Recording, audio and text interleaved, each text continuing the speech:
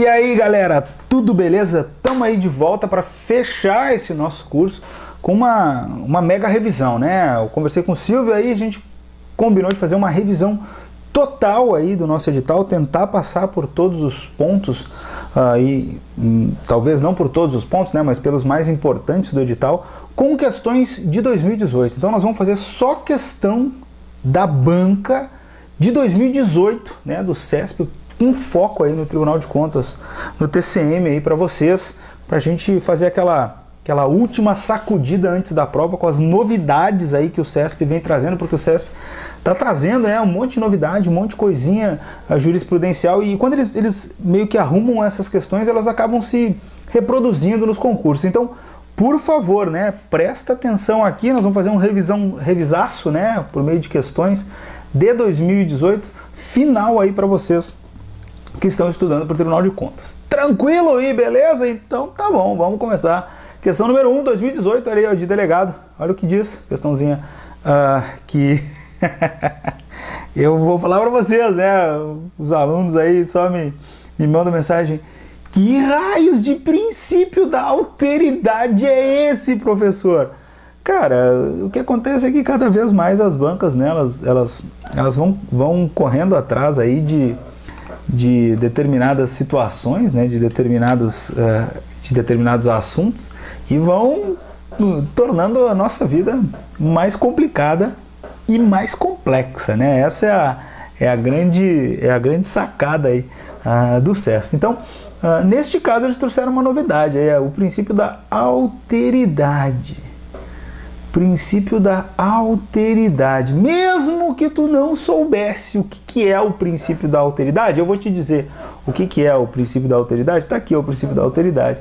Olha lá, eu peguei uma base na internet, né, do Ounei Queiroz Assis, que traz uma definição do que vem a ser o tal do princípio da alteridade. Diz o seguinte: contra essa ideologia que se manifesta como recusa do estranho, construiu-se o princípio da alteridade, que significa a necessidade de colocar-se na posição do outro para poder compreendê-lo. Essa é a ideia, né? Você olhar o outro, se colocar lá na posição do outro para compreender o que ele está sentindo, o que ele está sofrendo. Essa é a ideia do princípio da alteridade. E essa questão do princípio da alteridade é a decorrência natural de qual sobreprincípio, de qual princípio magno, de qual fundamento aí que nós temos da República Federativa do Brasil, da dignidade da pessoa humana. Posso entender o princípio da alteridade como um dos desdobramentos da ideia da dignidade da pessoa humana?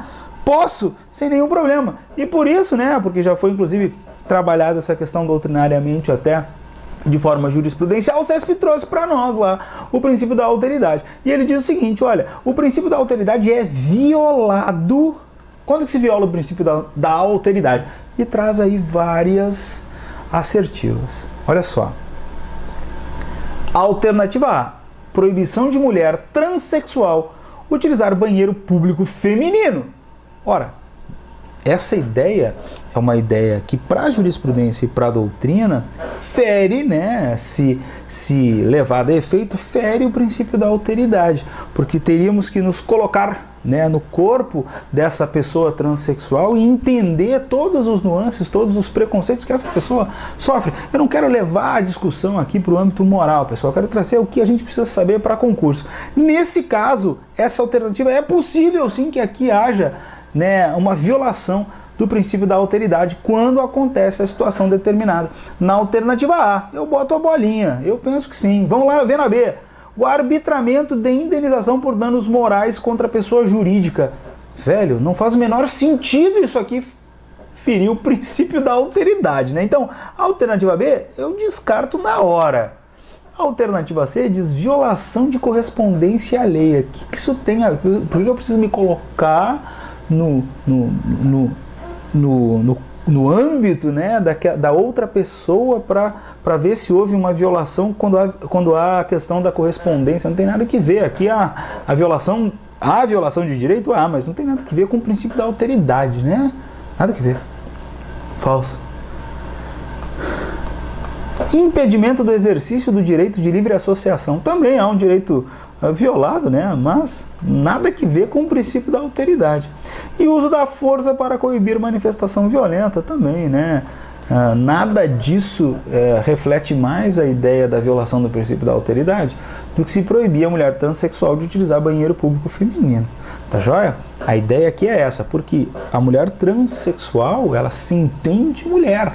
Perfeito? É por isso que se entende que há violação ao princípio da alteridade aqui neste caso. Beleza? Então o gabarito é esse mesmo. Eu acertei essa questão. Acertei, gabarito alternativa A. Vamos lá, galera. Questão 2. Mais tranquila, né? CESP traz novidade, mas também mescla aí com aquilo que a gente já está acostumado a trabalhar. Olha lá o que diz a questão 2, também de 2018, né? Ele quer que a gente julgue os itens a seguir e marque os que estão corretos. O poder que emana do povo será exercido, e aqui vem o nosso probleminha, né? Somente por meio de seus representantes eleitos. Ora, o poder que emana do povo, no caso, na nossa República Federativa, ele é exercido pelos seus representantes e também pelo povo de forma direta, quando trabalha lá a questão de plebiscito, referendo e iniciativa popular. Então aqui no caso, a nossa assertiva 1, ela está realmente falsa. A 1 está falsa. Opa, se está falsa a 1, tiro a A, tiro a D e tiro a E. Fiquei com 2, beleza? Vamos lá na 2. 2. O Brasil rege-se nas relações internacionais pelos princípios da intervenção. Opa, não intervenção, né? Impre alto, não igual de fé só recocó. Princípios que regem as relações internacionais lá do artigo 4º do título 1 da Constituição Federal. Tá falsa 2. Tá falsa 2. Tirei a B, fiquei com a C, que é o meu gabarito, queridão. Nem pensa mais. A 3 e a 4 tem que estar correta. Beleza? 3. São objetivos fundamentais, artigo 3º, a erradicação da pobreza e da marginalização e a redução das desigualdades sociais. Beleza. A República Federativa do Brasil visa a formação de uma comunidade latino-americana de nações por meio da integração econômica, política, social e cultural dos povos da América Latina. Tranquilo e sereno, gabarito da nossa questão número 2. Alternativa C. Cara, CESP múltipla escolha, a gente tem que fazer assim, né? Vai tirando as que estão muito erradas e vai fazendo por eliminação. Eu sempre digo isso, né? Não tem saída, é assim que a gente tem que trabalhar. CESP tem que fazer dessa forma, múltipla escolha. A verdadeiro ou falso? Não nos interessa, nosso concurso é múltipla escolha. Vamos para múltipla escolha. Questão 3, olha lá. De acordo com os princípios fundamentais, beleza, estabelecidos na Constituição Federal, assinale a opção que apresenta, respectivamente, olha o que ele quer saber, forma de Estado e forma de governo. Cara, beleza, sem nenhum problema, né? Opa, não era isso? Ei, já marquei, já trouxe a resposta. O que a gente quer aqui, né? A gente quer a forma de Estado. O Estado, ele pode ser regra geral, né? Federal ou unitário. O Brasil é uma federação, então o nosso Estado é uma federação. Já eliminamos lá, né, o sistema de governo presidencialista, já eliminamos a República e já eliminamos a República. Ficamos aí com a alternativa A e a alternativa B. E a forma de governo, aí aqui no caso, nós vamos falar que nós podemos ter regra geral também, uma monarquia ou uma república, e o Brasil é uma república. Ah, mas e o presidencialismo? É o sistema de governo. A forma de governo, ela é ou republicana ou monárquica, regra geral, né? Nós temos aí a monarquia ou a república. E quando falamos de sistemas de governo, temos o presidencialismo ou o parlamentarismo. São ideias distintas e aqui para nós é uma questão simples, gabarito da nossa questão 3, alternativa A, de amor. Beleza? Questão 3, simples, tranquila, sem nenhum problema. Questão 4 também é uma questão relativamente simples, né? Não temos aí não temos aí muitas controvérsias. Nós vamos fazer várias questões aí controversas do CESP, tá? Eu trago para vocês até para a gente entender o último posicionamento da banca, porque ela, inclusive, né, nas questões que nós vamos resolver, inclusive nesse módulo, o CESP já traz aí algumas controvérsias em relação às suas próprias posições anteriores. Vamos dar uma olhada lá. Questão 4. Perdão, essa é uma questão de 2017, mas como eu achei muito legal, eu trouxe para vocês, tá? Em determinado seminário sobre os rumos jurídicos e políticos do Oriente Médio, 2 professores debateram intensamente sobre a atual situação política da Síria. Hugo, professor de Relações Internacionais, defendeu que o Brasil deveria realizar uma intervenção militar com fins humanitários. José, professor de Direito Constitucional, argumentou que essa ação não seria possível conforme os princípios constitucionais que regem as relações internacionais da República Federativa do Brasil. Legal, é uma tendência da banca, né? Por isso que eu trouxe aí para nós, fazer uma historinha e aí relacionar essa historinha com o conhecimento do conceito lá do artigo 4º, né? Dos princípios que regem as relações internacionais do Brasil. Então, nessa situação hipotética, o que acontece aqui, né? O nosso querido Hugo entende que é possível realizar uma intervenção militar com fins humanitários. José entende que não. Hugo está correto, pois a intervenção humanitária é um dos princípios constitucionais que rege as relações internacionais do Brasil. Na realidade, o princípio que rege a situação aqui é o princípio da não intervenção, né? Esse é um princípio que rege aí as relações internacionais do Brasil. Então, a intervenção não é a regra. Não podemos dizer aí que a alternativa A está correta, marcaria como falso. Vamos ler a B. José, querido, está correto, pois a não intervenção e a solução pacífica dos conflitos são princípios constitucionais que orientam as relações internacionais do Brasil. Beleza, é isso aqui que temos lá no artigo 4º, né? Hugo está errado, pois a defesa da paz e dos direitos humanos não são princípios constitucionais que regem, né? A defesa da paz rege. Então tá falsa C. D. Hugo está correto. Não, Hugo não está correto. Pois a dignidade da pessoa humana é um dos fundamentos constitucionais do Estado brasileiro e uma das causas que autorizam a intervenção militar do Brasil em outros estados. Não, nós não temos. Nós temos que ler as coisas aí de acordo com a sistemática constitucional, né? Em que pese nós tenhamos o princípio da dignidade da pessoa humana como um dos fundamentos, os princípios que regem as relações internacionais, as relações com outros estados soberanos, vão se basear aí na ideia da não intervenção. Então tá falsa é. E José está errado, né? Pois a declaração da guerra é ato político discricionário e unilateral do presidente da República, não estando sujeitos a limites jurídicos. Tá falsíssima aí. Só nos sobra a alternativa B de bola, que é o nosso gabarito. Questão 4, legal, muito bem. Eu gosto dessas questões que são formatadas aí com conceitos, né, e trazem temas atuais. Isso é muito legal, muito bem feita a questão número 4. Olha só a questão 5 agora, né? A questão 5 está muito relacionada com um tema que teve muito presente na mídia há pouco tempo, que foi a questão da polêmica realizada, e polêmica que teve começo nas redes sociais, com base na exposição do Queer Museum, que foi aqui em Porto Alegre, né, aqui no estado do Rio Grande do Sul. Inclusive eu fui! Estiveste lá, Diego? Estive lá! Qual a tua opinião sobre o tema? Não importa a minha opinião sobre o tema, importa que aconteceu o fato e o CESP pegou o fato e trouxe para uma questão. Olha lá o que o CESP disse. O direito à liberdade de expressão, liberdade, eu vou pegar a amarelinha aqui que é melhor, né? Liberdade de expressão artística, previsto constitucionalmente, não exclui a possibilidade de o poder público exigir licença prévia para a realização de determinadas exposições de arte ou concertos musicais. Ele está dizendo, olha, pode ter licença prévia, pode ter censura, né? Porque se tu tem licença prévia, tu pode dizer que não pode. E essa ideia em que pese possa confundir o aluno ali, quando ele pensa na questão da classificação etária, não existe, né, essa previsão constitucional. O que a Constituição diz é exatamente o contrário. Ele diz o seguinte, é livre a expressão da atividade intelectual artística, é livre a expressão da atividade intelectual ou artística, independentemente de censura ou licença. É isso que a Constituição diz. Posso organizar aí a questão da limitação etária para participação? Até posso, mas que o cara tem essa liberdade? Tem.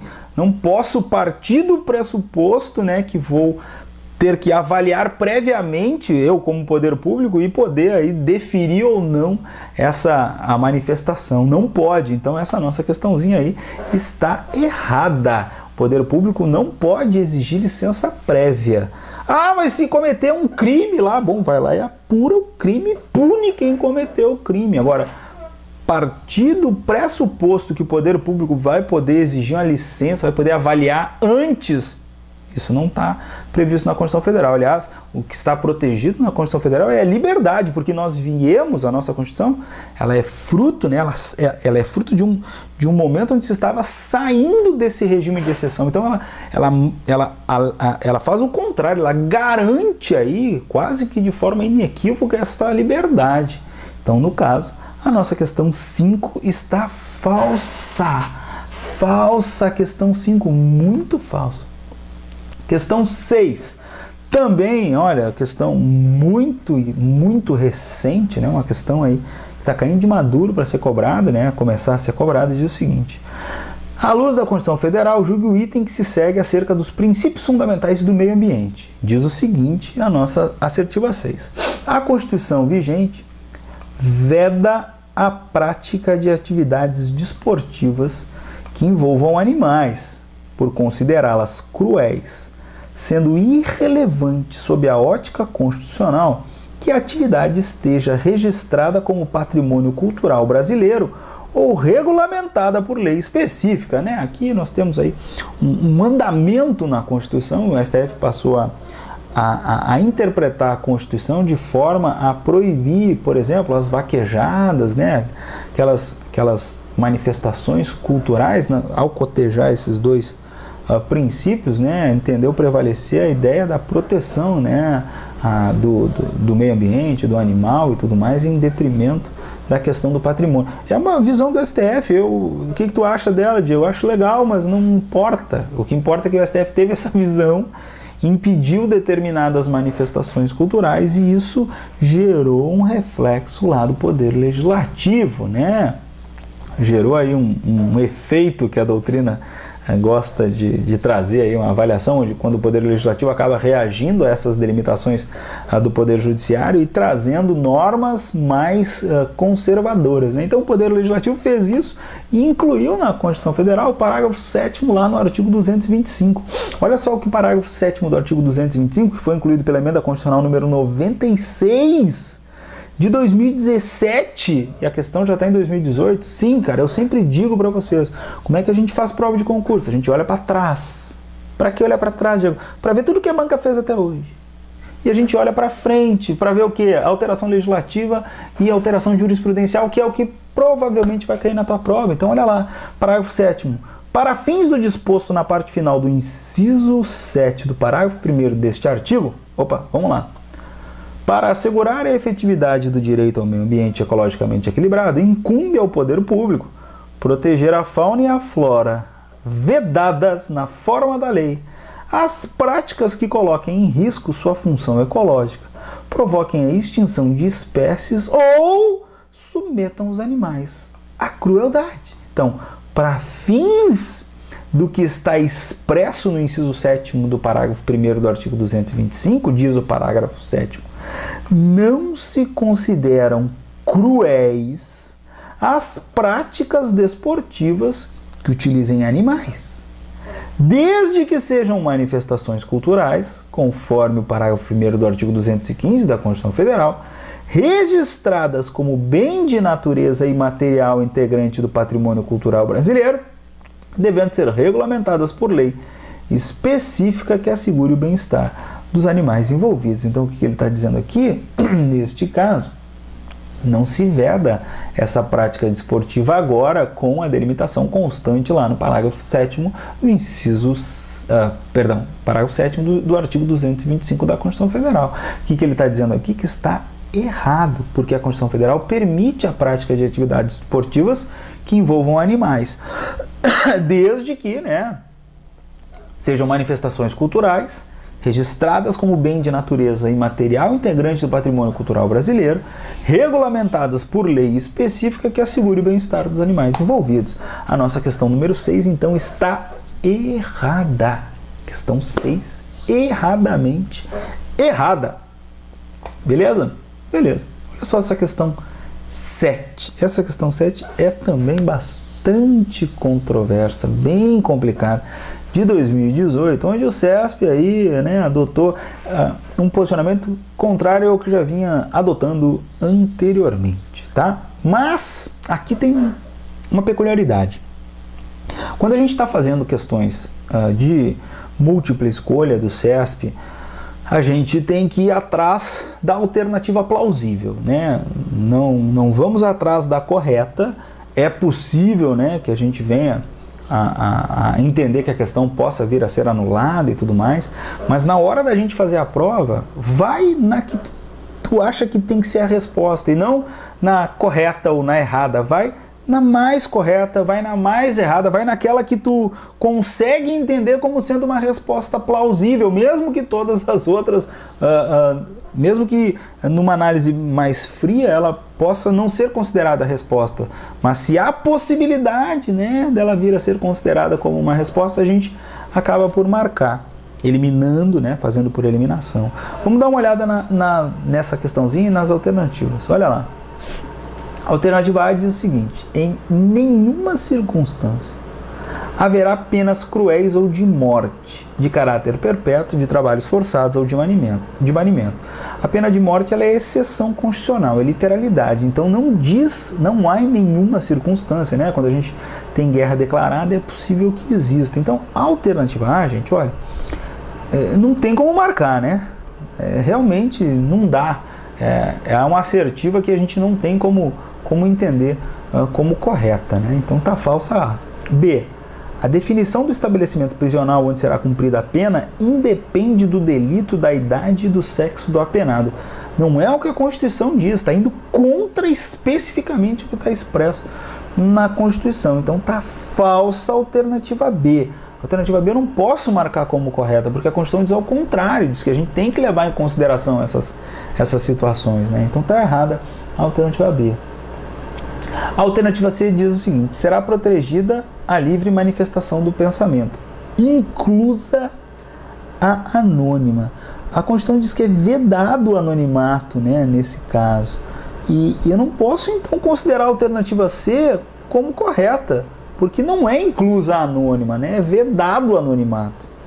E a alternativa D diz o seguinte: olha, será ampla a liberdade de associação. Já vimos questões do CESP, onde o CESP entendeu como essa ideia sendo incorreta, porque é plena a liberdade de associação vedada de caráter paramilitar, tá? Mas a ideia da liberdade de associação é uma ideia que tende, né, a essa questão aí da amplitude, da plenitude, né? Numa interpretação fora da literalidade, a ideia é: nós temos uma liberdade de associação bastante protegida pela Constituição Federal, independente da autorização de poderes públicos. Claro, não posso fazer aí de caráter paramilitar, nem que tenha aí fins ilícitos. Isso é o óbvio, né, o que está expresso na Constituição. Mas eu também não posso dizer que essa alternativa D está completamente incorreta. O CESP já disse que estava errada, né, essa assertiva, dizendo que não é ampla e sim plena, vedada de caráter paramilitar. Já disse em outros concursos, né? Por isso a gente fica na dúvida: será que está errada essa alternativa D? Vamos ler aí. Homens e mulheres são absolutamente iguais em direitos e obrigações. Não são. São iguais, mas desde que respeitadas as normas constitucionais. Eu não posso dizer que são absolutamente iguais. O termo absoluto aqui torna a assertiva E incorreta. Os homens e mulheres não são absolutamente iguais em direitos e obrigações, né? As mulheres têm um tratamento diferenciado no termo, na questão que diz com o serviço militar, por exemplo. Eles são iguais em direitos e obrigações nos termos da Constituição Federal. Perfeito? Não posso dizer que são absolutamente iguais. Nessa questãozinha, em que pese a gente tenha a dúvida da questão da liberdade de associação, as outras assertivas, elas não nos deixam opção. Ah, mas o D já foi considerado incorreto pelo próprio CESP, Diego. Pois é, nessa questão, o CESP entendeu como gabarito a alternativa D. Pode gerar controvérsia? Pode, mas na hora da prova, velho, não dá para marcar nenhuma das outras, né? Eu não marcaria a alternativa D, né? Em que pese eu já tenha feito várias vezes a questão de verdadeiro ou falso, em que o CESP entendeu como incorreta a alternativa D. Aí. As outras todas são muito complicadas aí para a gente marcar como correta. A D, ela deixa essa margem, né? Ela deixa essa margem aí da ideia da liberdade de associação. Perfeito? Complicado, né? Mas tudo bem. Vamos lá. Questão 8 também é uma questão bastante complicada aí, pessoal. E nós vamos nos encaminhar para fechar esse nosso bloco aí com a questão 8. A questão 8 diz o seguinte. Também uma questão de 2018. O habeas corpus pode ser impetrado por... Então vamos lá, o grande remédio constitucional que protege a liberdade de ir, vir e ficar, né? A legitimidade é ampla, né? Todo mundo aí pode impetrar habeas corpus, regra geral, só quem não pode impetrar habeas corpus é o chimpanzé, né? Já foi avaliado pelo STJ, já... O chimpanzé não pode. E a pessoa jurídica, em tese, né, na posição do STF, não pode ser paciente. Ela pode impetrar até o habeas corpus em favor de uma pessoa natural, mas ela não pode estar lá, não pode ser o paciente do habeas corpus. Regra geral é isso, né? Então vamos lá, vamos ler as assertivas. O habeas corpus pode ser impetrado por condenado a pena de multa, caso ele considere exorbitante o valor dessa. Ora, isso aqui é um entendimento já simulado pelo STF, né? Porque a pena de multa não vai cercear o direito de ir e vir e ficar do indivíduo. Então, não cabe habeas corpus em face de pena de multa. Essa nossa assertiva A aqui está incorreta, incorretíssima. A assertiva B é o seguinte. Pode ser impetrado por militar, regra geral. Os militares não podem ingressar com habeas corpus para discutir o mérito da punição.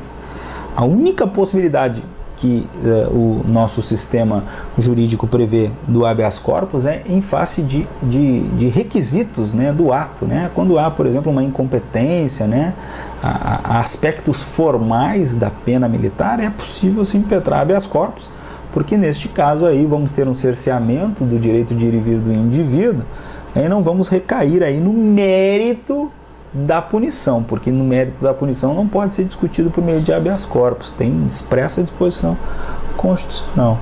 E a alternativa B diz que pode ser impetrado por militar contra a punição disciplinar imposta sem motivação.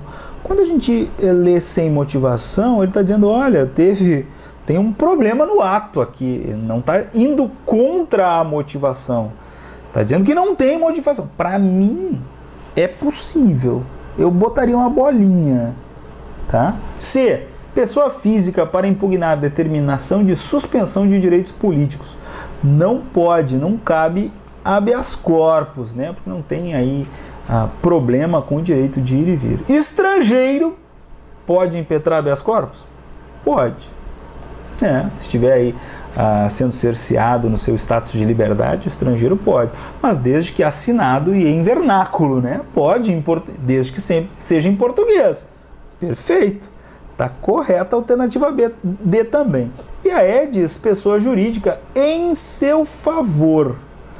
Não, para o STF não pode pessoa jurídica ingressar com habeas corpus. E aí ficamos com duas, né? Com a D e com a B. Qual que você marcaria, Diego? Eu marcaria, né, a alternativa D. Eu marcaria D. Mas a B lá, tu não entende que pode? Entendo. O CESP não.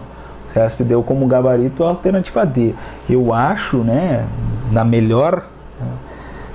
a melhor posição aqui seria anular essa questão. Mas o CESP entendeu que a motivação aqui era contra a motivação. Mas para mim, uma punição disciplinar imposta onde não há motivação, em que pese a gente esteja falando de mérito, nós não estamos se indicando o que aconteceu, e sim como, né?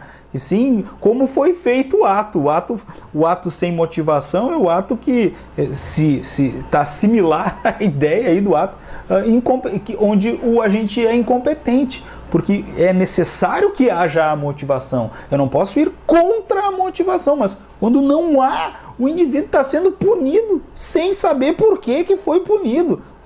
Não faz sentido. Então, nesse caso, inclusive existe decisão do STF dizendo que quando não há motivação é possível o cabimento do habeas corpus contra a punição disciplinar militar. Perfeita a questão 8, controversa, mas é isso aí que nós temos que ter. Já voltamos, vamos continuar. Tem um monte de questão legal, já voltamos aí, galera.